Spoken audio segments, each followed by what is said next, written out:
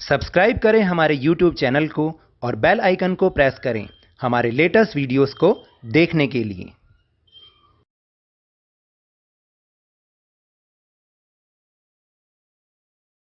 Hello and welcome to Lavneesh sir की class. आज की ये शिक्षा निदेशालय राष्ट्रीय राजधानी क्षेत्र दिल्ली की वर्कशीट नंबर 31 जो कि कक्षा 8वीं के विद्यार्थियों के लिए है। यह ली गई है विज्ञान विषय से और इसमें हम जिस पाठ को समझ रहे हैं उस पाठ का नाम है जंतुओं में जनन। तो देखिए, इस पाठ को हमने पिछली कुछ वर्कशीट से समझा भी है और हम इसमें प्रजनन प्रक्रिया के बारे में, जनन प्रक्रिया के बारे में जान रहे हैं। पिछली वर्कशीट में हमने मानवों में जनन प्रक्रिया को जाना था कि उनमें जनन या प्रजनन प्रक्रिया कैसे होती है। आज हम पशुओं में ये प्रजनन प्रक्रिया को जानेंगे कि कैसे उनमें ये प्रजनन या जनन होता है। तो चलिए शुरुआत करते हैं मेरे साथ और समझने की कोशिश करते हैं। निषेचन। निषेचन तो हमें पता ही है क्योंकि पिछली कुछ वर्कशीट में हमने जान लिया कि निषेचन किसको कहते हैं। निषेचन वह प्रक्रिया है जहां नर और मादा युग्मक मिलकर संलयन करके एक संरचना बनाते हैं जिसे युग्मनज के रूप में जाना जाता है, जो अंततः भ्रूण के रूप में विकसित होता है। तो देखिए, नर और मादा युग्मक, नाम तो याद है ना, युग्मक नर और मादा युग्मक कौन होते हैं? शुक्राणु और अंडाणु, जो दोनों मिलकर एक संरचना बनाते हैं और वो आगे युग्मनज बनता है और युग्मनज से भ्रूण बन जाता है।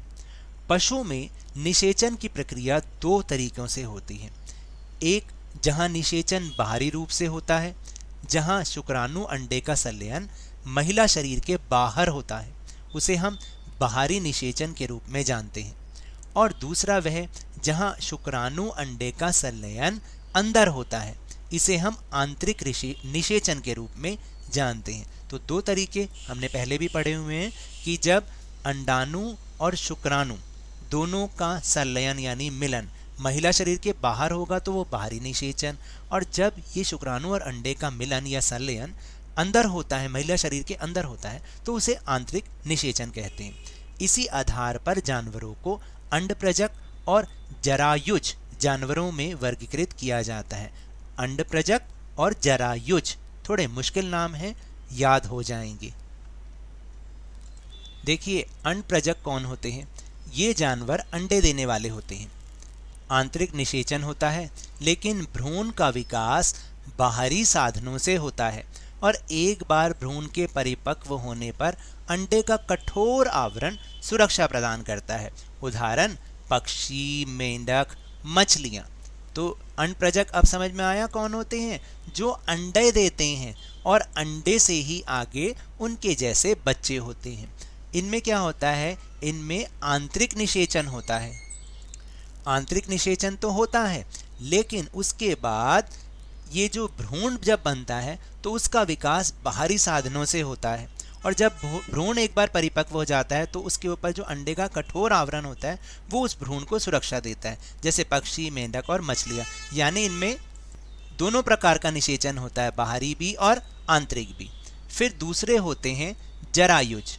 जरायुज कौन से होते हैं? संतान को जन्म देने वाले जानवरों को जरायुज जानवरों के रूप में जाना जाता है। जरायुज जो संतान को जन्म देते हैं, जैसे कि निषेचन। और इनमें क्या होता है? निषेचन और भ्रूण का विकास दोनों ही महिला शरीर के अंदर होता है, यानी जो मादा जानवर होती है उसके अंदर, उसके शरीर के अंदर ही ये निषेचन और भ्रूण दोनों ही का विकास अंदर ही होता है, बाहर नहीं होता। उदाहरण के रूप में कुत्ते, बिल्ली, मनुष्य आदि। और यहाँ पर आपको दूसरी फोटो में दिखा भी रखा है, जैसे ये कुत्ते हैं, बिल्ली हैं, बाघ हैं। मनुष्यों में भी ऐसा ही होता है। तो ये जरायुज कहलाते हैं। अंडप्रजक जो अंडे देते हैं और जरायुज जो संतान जिनके अंदर ही होती है और फिर बाद में वो जन्म लेती है। चलिए अब जानते हैं अंडप्रजक और जरायुज जानवरों में अंतर क्या है और अंतर का आधार क्या है। तो देखिए, पहला आधार हम लेते हैं अर्थ। अर्थ के रूप में दोनों में क्या अंतर है कि अंडप्रजक जो होते हैं अंडे देते हैं और जरायुज क्या करते हैं? युवाओं को, जो उनके जैसे ही युवा बच्चे होते हैं, उनको वो जन्म देते हैं। निषेचन के आधार पर अंडप्रजक में बाहरी और आंतरिक दोनों प्रकार का निषेचन होता है, जबकि जरायुज में केवल अंदर ही, आंतरिक ही निषेचन होता है। फिर भ्रूण को पोषक तत्वों की आपूर्ति कैसे होती है? जो अंडप्रजक होते हैं उसमें भ्रूण को अंडे की जर्दी से पोषक तत्व मिलते हैं, अंडे के अंदर होता है क्योंकि वो भ्रूण। और जरायुज में भ्रूण को माँ से पोषक तत्व मिलते हैं क्योंकि वो माँ के पेट में होता है, इसलिए उसको माँ से ही पोषक तत्व मिलते हैं जरायुज में।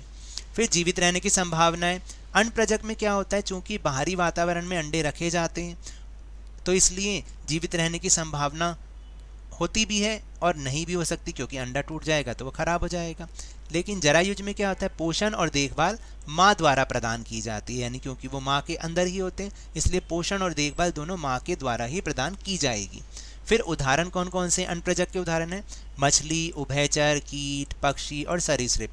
और जरायुज के उदाहरण हैं मनुष्य, कुत्ते, हाथी, बिल्लियाँ आदि। तो अब आप समझ गए होंगे कि अण्डप्रजक और जरायुज जानवरों में क्या अंतर होता है और ये कौन होते हैं और कैसे ये बच्चों को जन्म देते हैं। तो चलिए अब हम चलते हैं अपने प्रश्नोत्तर की ओर। तो पहला प्रश्न है कि अण्डप्रजक जंतुओं के भ्रूण को पोषक तत्व कैसे मिलते हैं।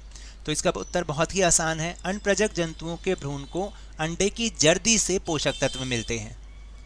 फिर दूसरा प्रश्न है कि अण्डप्रजक और जरायुज जंतुओं के बीच अंतर स्पष्ट कीजिए। जैसा अभी हमने समझा भी था और हम इसको एक बार फिर से जान लेते हैं। तो देखिए ऐसे आप टेबल बना लीजिएगा, एक तरफ लिखेगा अण्डप्रजक जंतु और दूसरी तरफ जरायुज जंतु।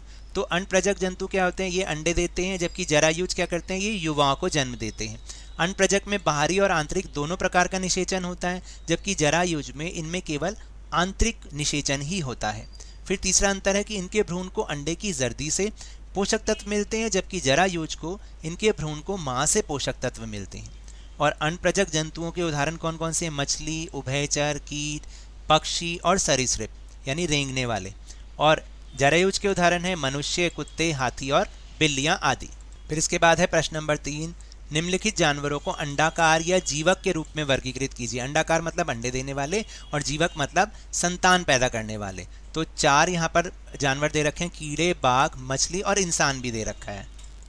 तो देखिए इनमें से बाघ और इंसान तो जीवक जानवर हैं जो कि संतान को जन्म देते हैं। जानवर नहीं कहना चाहिए वैसे तो इंसान को, लेकिन जीव हम कह सकते हैं। कीड़े और मछली क्या हैं, कीड़े और मछली अंडाकार जानवर है जो अंडे देते हैं।